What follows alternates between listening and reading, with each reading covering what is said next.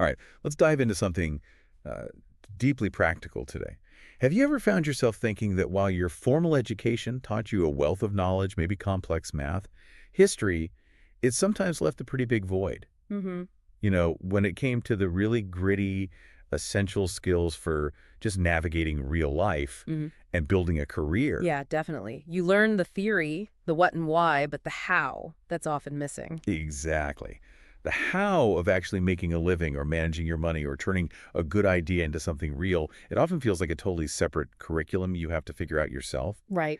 And that gap, that space between, the theory and the practical wisdom, that's exactly where we're heading today. Our compass for this deep dive is Raj Shamani's book, Build, Don't Talk, Life's Untaught Lessons.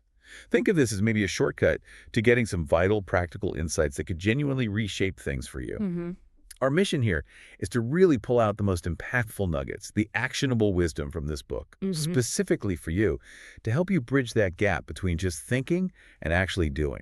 And what's really striking, I think, right from the start of Shamani's book is it's bold assertion. It's almost provocative. How so? He basically says that in today's world, the traditional stuff, your degrees, your grades, they're maybe less important than you think, Less important then. than your actual skills, your Yeah. demonstrated ability to just do the work. He argues the world isn't really swayed by talk or plans alone. Okay, so it's a direct challenge to the usual way we think about credentials. Exactly. It kind of flips the script on what we value, placing tangible ability, execution, maybe above the theory. And this idea, this premise, it really sets the stage for the whole book's thesis. That real success, real impact, it belongs to those who actively build and do. Not just talk. Right. It's not just a catchy title. It's pushing for a fundamental shift in mindset, moving away from endless planning, endless strategizing. Which is easy to get stuck in. Very easy. And moving towards active creation, understanding that execution, actually making things happen, even if it's messy, that's what really makes the difference. Yeah, and this brings us straight to a core lesson from the book that I found, well, really insightful. Shamani observes something many of us probably recognize. We're great dreamers. Oh, definitely. We have these grand visions, intricate plans, fantasies about what life could be. But he points out, far fewer people actually take those dreams and, work on them. Mm-hmm. Execution is rare. It's not just lack of effort sometimes, is it? It's getting caught in that trap of overthinking. Let's try and peel back the layers on that. The book suggests, yeah, dreams are everywhere, but actually doing something about them, much less common. So what's stopping us? What are the psychological barriers? Oh, often it's fear, isn't it? Fear of failure. Right. That dread of not living up to the dream. Or maybe it's perfectionism, that feeling that it's not ready until every single detail is perfect. Which means it's never ready. Exactly. It leads straight to analysis paralysis. Right. You're just stuck thinking. Think about someone planning a business for years. They've got the perfect plan, the logo, the market research, but they never launch. We all know someone like that. Or the person with the detailed fitness plan, all the gear, the perfect playlist, Mm-hmm. but they never actually start working out. Mm-hmm. Lots of planning, zero action. All that mental energy, but no tangible output. And the book really contrasts this with the kind of liberating power of just doing it. Starting imperfectly. Yes, start even if it's not perfect. Yeah. Let the momentum build. Focus on the external action, not just the internal fears. A good enough start is way better than a perfect plan stuck in your head. And this point about execution, it becomes even more critical when you think about, well, the world today, it's so dynamic, isn't it? Constantly changing. So just talking and planning, like the book says, is just not enough to get results. We're overloaded with information, which weirdly can actually stop us from acting. Information overload paralysis. Exactly. You spend hours researching, meeting, strategizing, reading everything. But without taking actual steps, nothing changes. The book really pushes for that shift from passive consumption to active creation, from thinking to doing. And Shamani's critique goes further, It questions those conventional approaches that often prioritize the talk, the theory, over the actual, sometimes messy work of building something. It's like a cultural thing almost. Yeah. We praise intention sometimes more than results. I think so. But real change, the book emphasizes, needs that courage to take the first step, however small, and then keep building. Converting thought into action. Precisely. Transforming that idea into something real, something observable. Yeah. Because ultimately, the world rewards results, not just good intentions or detailed plans. And that circles right back to the book's core message. Success is for those who build and do, not just speak. I like the analogy of building a house. You can spend forever on the blueprints, debating materials, visualizing it. Down to the last doorknob. Right. But the house only actually appears when you start laying bricks, pouring the foundation, when you actually build it. The planning alone doesn't give you shelter. No. It's the tangible effort, the hands-on work that makes the vision real. So maybe take a moment, you listening, just reflect. Where in your own life might you be stuck in talk mode? That's a great question for everyone. Yeah, any projects, goals, aspirations where you're planning, dreaming, discussing, but not quite building yet? Could be anything. Creative work, career moves, even health goals. The challenge here is to identify those areas and maybe commit to taking that first, small, actionable step, turning aspiration into actualization. Okay, so you might be thinking, well, how does this building idea work if I don't really see myself as an entrepreneur? Right. Does it only apply to starting a business? Exactly. And the book tackles this, challenging those common myths that you need, like millions of dollars or some unique, amazing opportunity to achieve something big. That old way of thinking. Yeah, the idea that big ventures are only for people with tons of capital or connections. Yeah. But the reality, as Shamani shows, is that big achievements don't necessarily need huge funding or unique chances anymore. Things have changed. Definitely. There's been this huge democratization of entrepreneurship, hasn't there? With digital tools, lower barriers to entry. The internet connects everyone. Right. Niche markets are suddenly viable globally. Think about all those successful businesses that started literally in a garage or a dorm room or just from one online post that took off. Happens all the time. It means the ability to build is actually more accessible now than ever before for anyone willing to just take that first step. And what's really fascinating here is the book's consistent advice. Start small. But, and this is crucial, commit to constantly learning and adapting as you go. So it's not about having the perfect plan from day one. Not at all. It's about embracing an iterative process. Think like the lean startup idea. The MVP, minimum viable product. Exactly. Launch the simplest version, get real feedback, learn from it, refine, and then repeat the cycle. Which is so different from trying to perfect something in secret before launching. Right. That often leads nowhere, just stagnation. This iterative model is all about progress and real innovation based on feedback. And this mindset, starting small, learning, adapting it, also builds resilience, adaptability, skills that are vital for any career, not just entrepreneurship. Being able to pivot, adjust. Absolutely. That's way more valuable than sticking rigidly to an old plan when things change. And things always change. Sure. So cultivating that continuous learning habit, being flexible, it equips you to handle uncertainty, which is pretty much guaranteed these days. This leads us nicely to a maybe deeper definition of what business really is. The book strongly argues it's not just about selling stuff. Okay, so what is it about? At its core, it's about finding solutions to problems. Ah, okay. Problem solving. Yes. Every successful venture addresses a real pain point or meets an unmet need. Think about ride-sharing apps. They solve transportation problems, right? Convenience, availability. Meal kits solve the what's for dinner and I don't have time problems. Exactly. When you start looking at the world through that problem-solving lens, opportunities pop up everywhere. So I'd really encourage you, the listener, to look around. What frustrates you in daily life, in your community?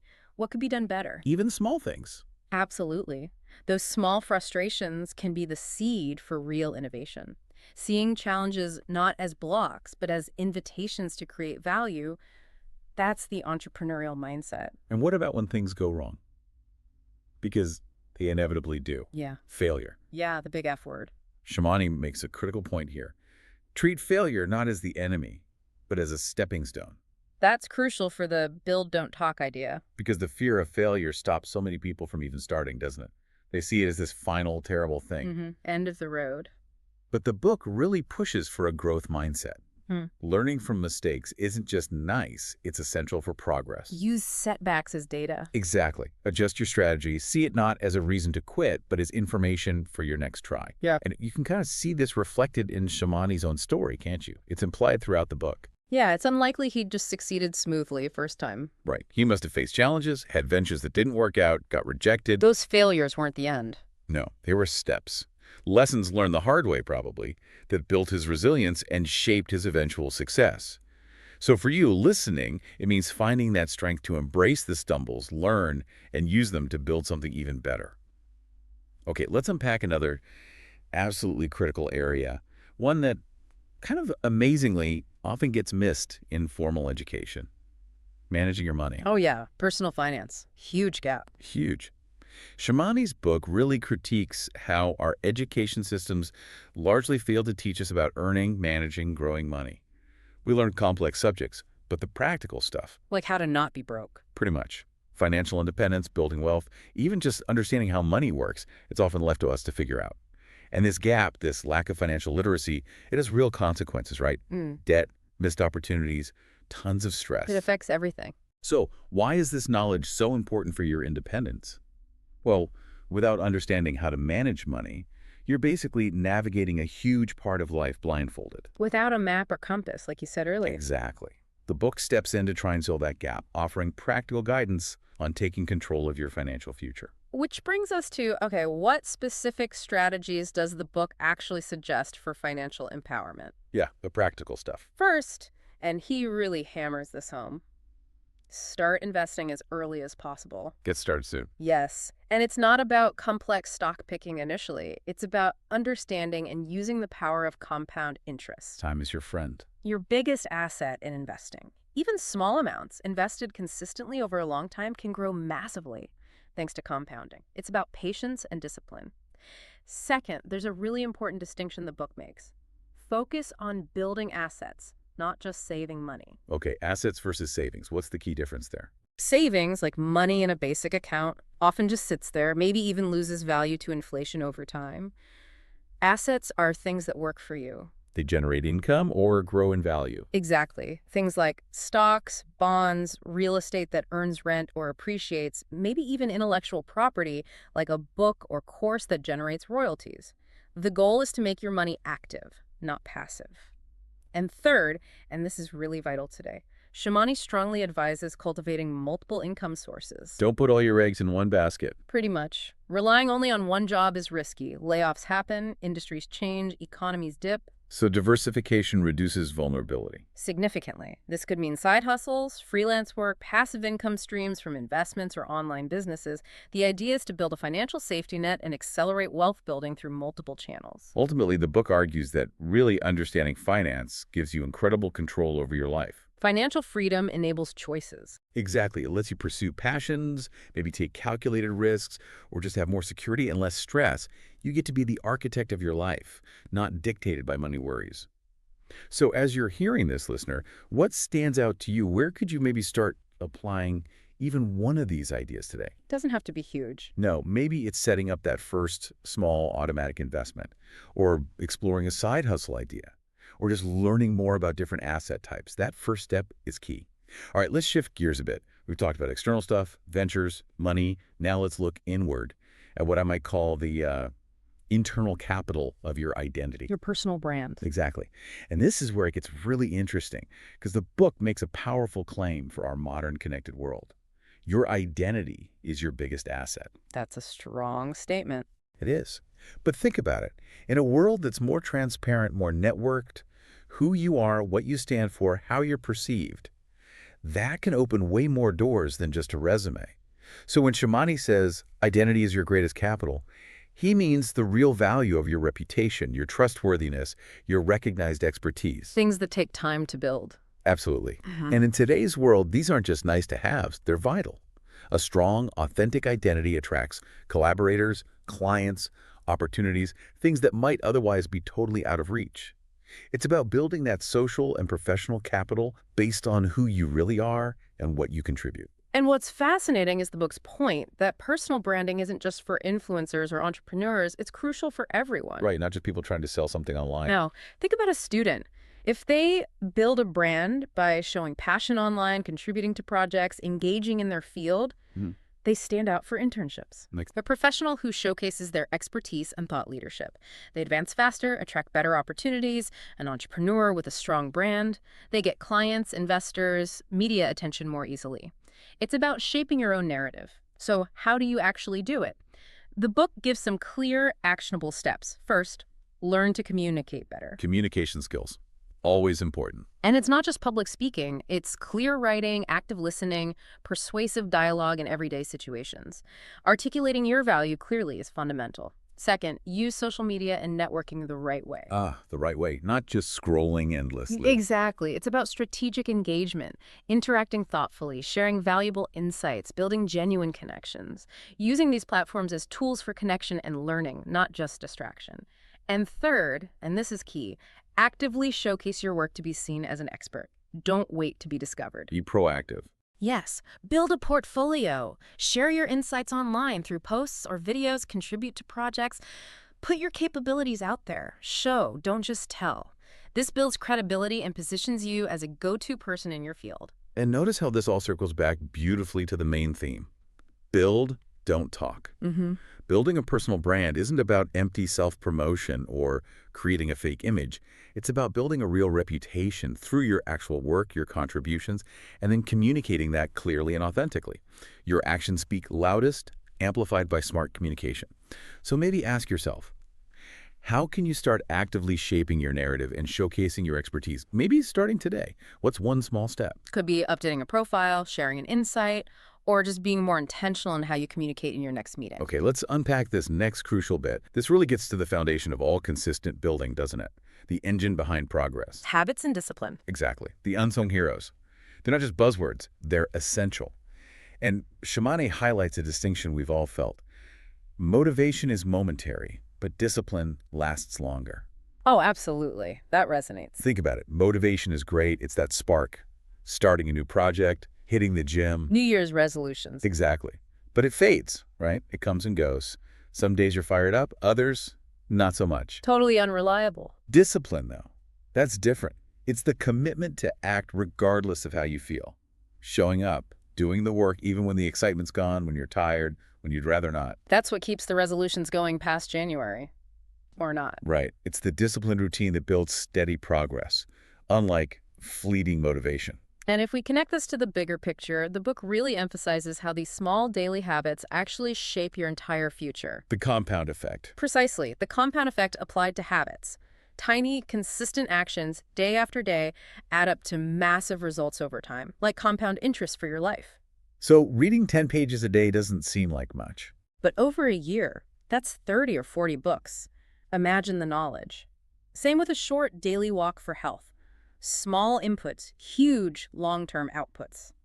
Which leads directly to Shamani's insistence on building a system and sticking to it. Okay, what does the system mean here, practically? It's basically a structured, repeatable way of doing things. Like a morning routine that ensures you start productively, no matter your mood. Or a task management method you always use. Exactly. Or scheduling a specific time each day for learning. Systems reduce the need for willpower. You don't debate it every time. They ensure consistency, which is the foundation of achieving anything big. So thinking about this, what simple system could you implement to guarantee consistent progress on a goal instead of just relying on motivation? Could be blocking out 30 minutes for one key task each day. Could be. Or a simple daily checklist. The key, as the book says, is building the system and then, crucially, sticking to it. Let discipline drive the results. Let's shift focus slightly now to something I think is a real strength of this book, the author's own story. Yeah, his personal journey. This is where it gets really compelling, because Build, Don't Talk isn't just abstract advice.